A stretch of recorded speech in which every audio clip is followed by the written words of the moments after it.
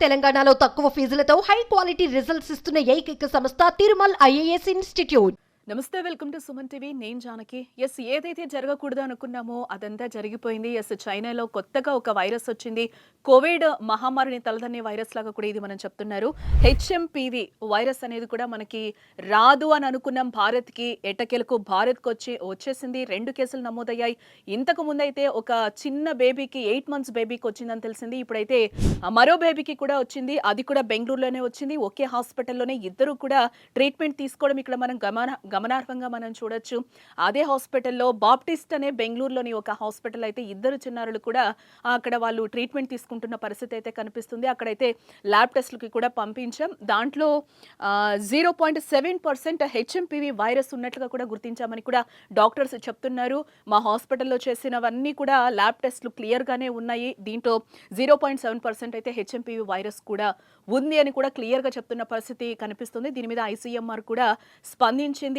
Yes, నిజమే 2 cases అయితే నమోదు అయ్యాయి అని కూడా చెప్పడం జరిగింది. క్లియర్గా కూడా ఆ పిల్లలు మనం చూసుకుంటే ఎక్కడికి విదేశాలకి వెళ్ళినా ఇది కూడా మనకి కనిపించడం లేదు. అయినా కూడా వైరస్ వచ్చిందంటే మనం ఎంత జాగ్రత్తగా ఉండాలనేది కూడా ఆలోచించాల్సిన అవసరం. ఎస్, గతంలో కరోనా 2019లో ఎంతమందిని మిస్ అయ్యామో కూడా మనం చూసాం. ఎలాంటి పరిస్థితులు ఎదుర్కొన్నామో కూడా చూసాం. మళ్ళీ లాక్డౌన్ తప్పదా అనే పరిస్థితికి కూడా వచ్చామని అనుకోవచ్చు.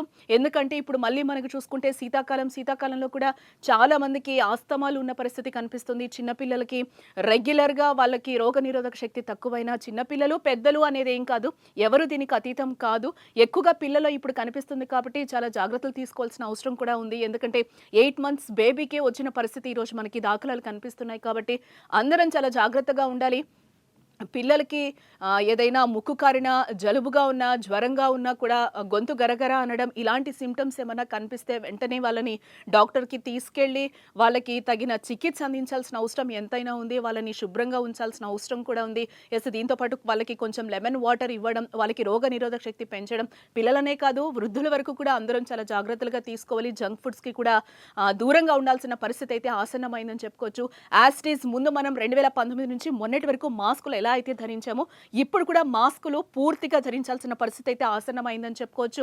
ఎక్కడ కూడా జనసంచారం లేని ప్లేసెస్లో ఉండాలి. ఎక్కువ కూడా మనమందరం కూడా గుమిగూడి ఉండాల్సిన పరిస్థితి ఇక్కడ రాకూడదు. ఎందుకనంటే మళ్ళీ మనకి హెచ్ఎంపీవీ వైరస్ అయితే ఒక సంకేతం అయితే ఇచ్చింది. ఖచ్చితంగా ఇండియాలో కూడా కేసెస్ నమోదయ్యాయి. ఇక్కడ వరకు రావు అని అనుకున్నాం. బట్ ఆల్రెడీ గతంలో కూడా 2019లో తీసుకుంటే మనం కరోనా వైరస్ అక్కడే బెంగళూరులోనే ఫస్ట్ కేసు అయితే నమోదైన దాఖలాలు అయితే మనకి కనిపించాయి. సేమ్ ఇప్పుడు కూడా అంతే, హెచ్ఎంపీవీ వైరస్ మళ్ళీ బెంగళూరులోనే వచ్చి అది కూడా చిన్న బేబీస్కి రావడంలో ఆందోళనకరంగా మారిందని చెప్పుకోవచ్చు. ఎంతైనా కూడా మనం చాలా నీట్గా ఉండాల్సిన అవసరం ఉంది. లాక్డౌన్ తప్పదా అనే పరిస్థితులు కూడా మళ్ళీ ముందుకు వస్తున్నాయని అనుకోవచ్చు. సేమ్ 2019లో కూడా ఇదే పరిస్థితిని అయితే మనం ఎదుర్కొన్నాం. న్యూ ఇయర్కి కూడా ఎలాంటి సెలబ్రేషన్స్ మనం చేసుకోలేదు. ఎక్కడ బయట తిరగద్దని చెప్పారు. లాక్డౌన్ ఖచ్చితంగా ఉంటుందన్నారు. లాక్డౌన్లో ఉన్నాం. లాక్డౌన్లో కూడా మనం ఎంతమంది రిలేటివ్స్ కావచ్చు, ఫ్రెండ్స్ కావచ్చు, ఎంతమంది ప్రాణాలు కోల్పోయారో కూడా మనకి తెలిసిన పరిస్థితి. ఎస్, ఇప్పుడు మళ్ళీ కూడా చైనాలో చూస్తే మనకి హాస్పిటల్స్ అన్ని కూడా కిటకిటలాడుతున్న పరిస్థితి కనిపిస్తుంది రోగులతో కూడా.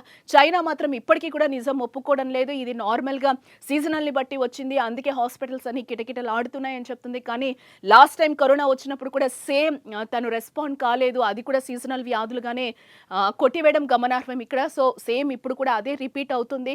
సో ఆల్రెడీ మనకి భారత్లోకి ఎంట్రీ ఇచ్చేసింది హెచ్ఎంపీవీ వైరస్. సో అందరం కూడా చాలా జాగ్రత్తగా, ఎంత జాగ్రత్తగా ఉండాలంటే అంత జాగ్రత్తగా ఉండాలి.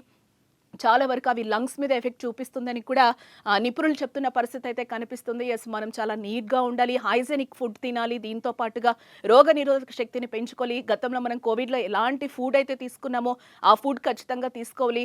రోగ నిరోధక శక్తి మనం పెంచుకోవాలి. పిల్లలకి అలాగే ఉండాలి. పిల్లలకి ఇట్లాంటి లక్షణాలు ఏమైనా కనిపిస్తే కనుక పిల్లల్ని అయితే 1 week వరకు కూడా స్కూల్కి పంపించకపోవడమే చాలా మంచిది.